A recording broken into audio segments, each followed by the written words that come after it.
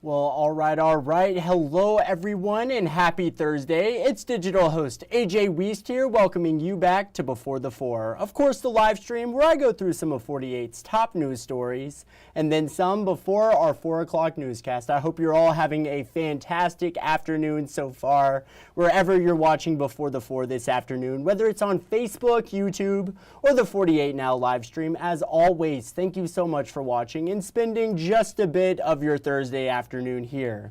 Well, first, let's take a look at the weather. The first alert weather days are finally out of here, and we're finally starting to feel a little bit of a relief out there. But now we're expecting some rain as we head into the weekend. Let's turn over to First Alert Chief Meteorologist Brad Travis for what to expect. Brad? Well, it should be the last heat advisory we see for a while as we take a look at thunderstorms out there, really cooling things off. Where it hasn't cooled off yet, you still have a chance for these stronger thunderstorms. A lot of lightning and very heavy rain. Again, keep in mind this radar just a little after 3 o'clock in the afternoon here this Thursday. Really intense thunderstorms in southern Coleman County, starting to weaken a bit, but producing a lot of lightning. Could still produce an isolated damaging wind gust. We've got other thunderstorms on the west side of Trinity and Decatur really starting to flare up. And we've had a gust of wind come out of these previous thunderstorms moving through much of the Huntsville metro area. So the wind's gusting to about 20, and it will start cooling off. And we'll all eventually be in the 70s here just after sunset. All right, well, thank you, Brad. And of course, don't forget First Alert Weather Extra. That is tonight at 9:30. Just like every weeknight, First Alert Chief Meteorologist Brad Travis, he'll be back here in the CTV Center, and I'll have all the latest that he is seeing on the radar. You're just not going to want to miss it. You can watch it wherever you're watching Before the Four this afternoon. But Brad always has a great time with it. Jeff, Jada, our new meteorologist, is always having a great time with it in the mornings. If you all are watching, you're just not going to want to miss it, and feel free to leave a comment. But now we're going to move out to Walker County, where earlier today we learned that a Huntsville man was sadly killed in a crash that happened back on July 22nd. Now, state troopers say the crash happened at 2:45 in the afternoon on Hill Road near Drummond Switch Cutoff Road. Now, this is about 2 miles south of Empire. Authorities say Joshua LeBlanc was killed when his 2021 Tesla Model 3 left the roadway, struck a guardrail, several trees, and then caught fire. His body was brought to the Alabama Department of Forensic Sciences, where his identity was later confirmed. Now, this crash remains under investigation. But now moving over to a story in case you missed it, changes could be coming to what you're able to purchase using SNAP benefits. Lawmakers say the state of Alabama will be saving money if they revoke sodas and candies from EBT. 48's Nick Ballinger spoke with Representative Rex Reynolds and has more.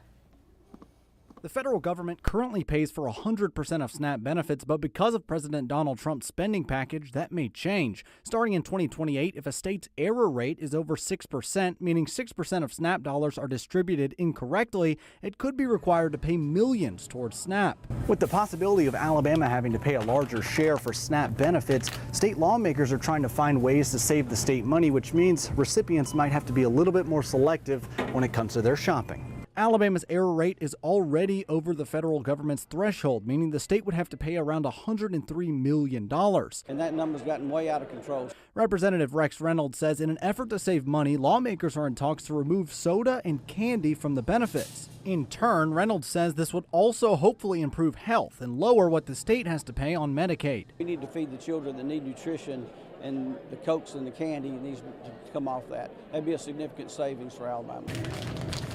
He says State Senator Arthur Orr is planning to carry that bill. Looking at the population, some states have saved millions of dollars by removing those. And again, I think it's the right thing to do, that we can protect the needed funding for those that need SNAP. Reynolds says lawmakers will discuss these possible changes during the first budget hearings in late October. In Huntsville, Nick Ballinger, 48 News, on your side. And now a rather disturbing story out of Hazel Green, where a man was recently arrested after posing to be a pest control worker, tricked a child, and then sexually assaulted her. He's now sitting in the Madison County Jail on sexual abuse charges. 48's Callie Neese spoke with officials from the National Children's Advocacy Center. They say they're shocked by this entire situation. Callie Neese with more. That old story that we used to hear about the stranger in the van is just a myth, isn't true. That's why Pam Klaskins from the National Children's Advocacy Center was shocked when she heard about this arrest. Most of the time, kids are abused by somebody that they know or the family knows. It's quite rare for it to be a stranger.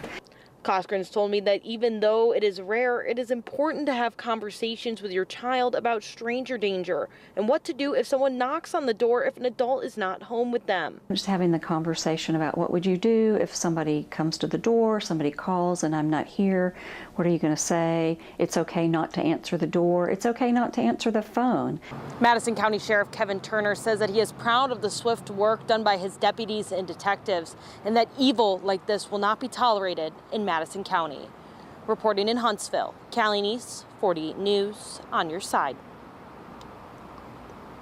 And Callie will be further following up on this situation later tonight. Make sure to stick around for our evening newscast for the latest. But now we're going to head to break. But coming up, the Madison County Sheriff's Office needs your help locating a woman who's been missing for over a month now and taking a look at Limestone County schools who have now started back despite the vacant job openings. It's all ahead. I'll be right back in 1 minute.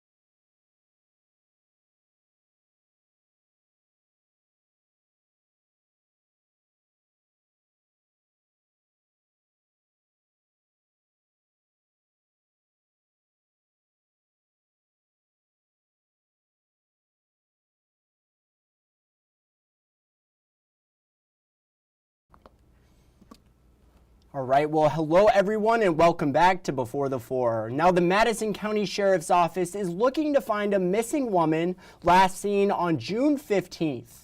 Authorities say 68-year-old Susan Towery, that's who you're seeing on screen, was last seen on Swancott Road. She was reportedly last seen in the parking lot of a local restaurant and possibly got involved in a verbal altercation with a man believed to be an ex-boyfriend.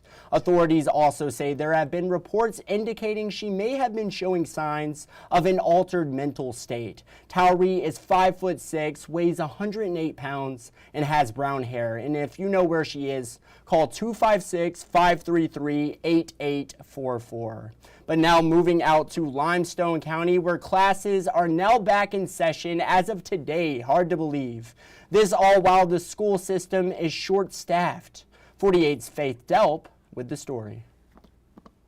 Randy Sherhouse is Limestone County School Superintendent, and he says they will be okay for the first day of school, but their special education department still has 10 vacancies. We still have some vacancies in our special ed classrooms throughout the district. We will be okay for the first day of school as far as using substitutes or other aides to fill those positions, but finding special ed teachers is definitely a challenge. While the special education department positions are a challenge to fill, he says over the years a lot of positions all over the district are getting difficult to fill. Sherhouse says he used to have 20 to 40 people wanting any position in their schools, and now that's not the case.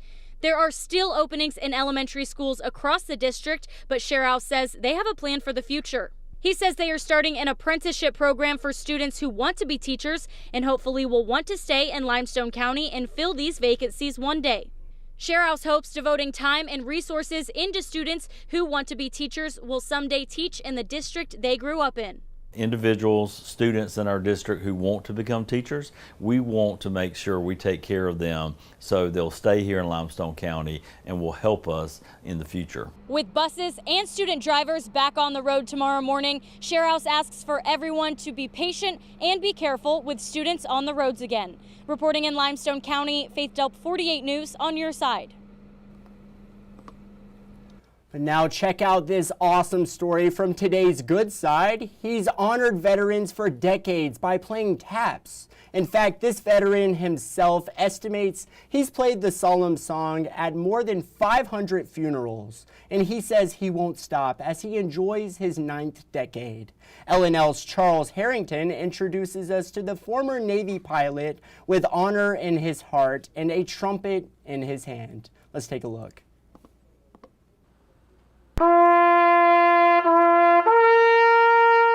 I still get a lump in my throat when I play, especially when people come up to me later and say, "We appreciate you playing." And a lot of times I've broken down and actually shed tears because it was so touching.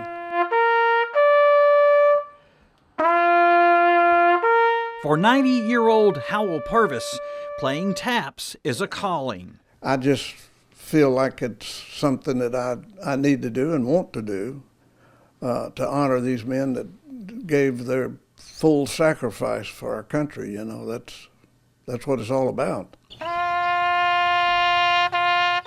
Since 2003, Purvis, a U.S. Navy veteran and retired Secret Service agent, has played taps at veterans' funerals all across South Mississippi. 575 funerals, to be exact. I played at the National Cemetery in Biloxi. I played in Richton, Waynesboro, Columbia, Poplarville, Purvis. All around this area. Purvis just played his 575th funeral a few weeks ago. He says he has no plans to stop anytime soon. I just never dreamed I'd be able to play a trumpet at age 90, but I keep plugging away. The trumpet Purvis plays for all funerals is one that his mother bought him way back in 1952. Charles Harrington, WDAM 7 on your side.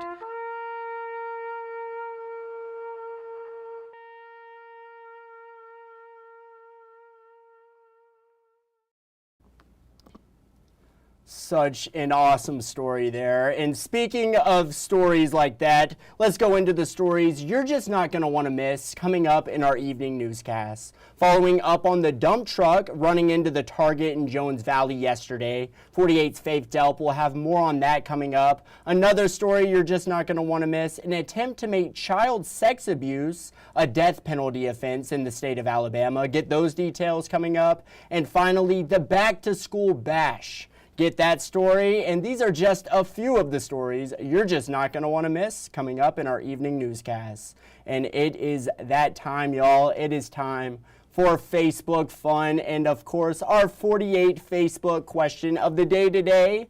What's the weirdest name you've ever heard for a pet? And I definitely know what mine is. My Nana, my grandma, has a boyfriend. His name is LC. Shout out LC. He has a cat, and his cat's name is Yellow Boy. And he is always talking about Yellow Boy. I've never met Yellow Boy, but good old Yellow Boy. You gotta love him. But let's see what you all had to say today. What is the weirdest name you've ever heard for a pet? And let's see. This is my cat, Yams. You can see her right there, right there. There's Yams right there. Very awesome comment there. Adam Graves, he said, my neighbor's cat's name is Mouse. Very interesting name for a cat, but I guess you are what you eat, 100% Mouse. Soup can, Sandra said soup can. That is, I don't believe I've ever heard a pet named Soup Can, so that's an interesting one there. Julia said, I had a dog named Poot Root. Poot Root, I love that name. That is an awesome name.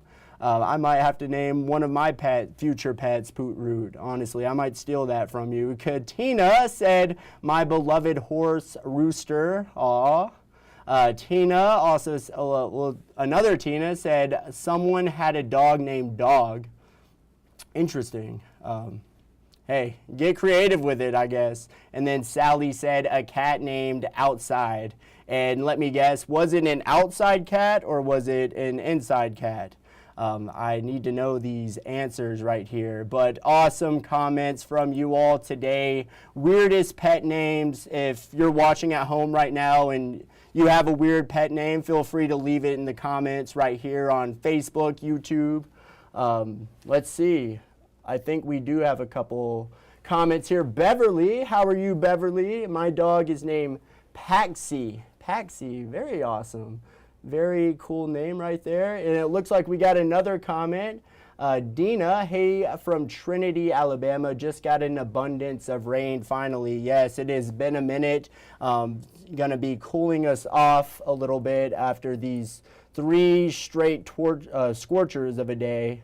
But awesome comments from you all. Thank you all for tuning in for today's Before the Four. That is just about all the time I have for today. But as always, thank you so much for watching. I hope you all have a great night tonight. Remember, there is no 6 o'clock newscast tonight. We are just having a 4, 5, and a 10 o'clock. The 6 o'clock newscast, of course, the Hall of Fame game will be aired on NBC tonight. Football is just right around the corner, y'all. Hard to believe. Yep, we are approaching August. But anyway, that's it for today's Before the Four. But have a great night tonight. And as always, thank you so much for watching.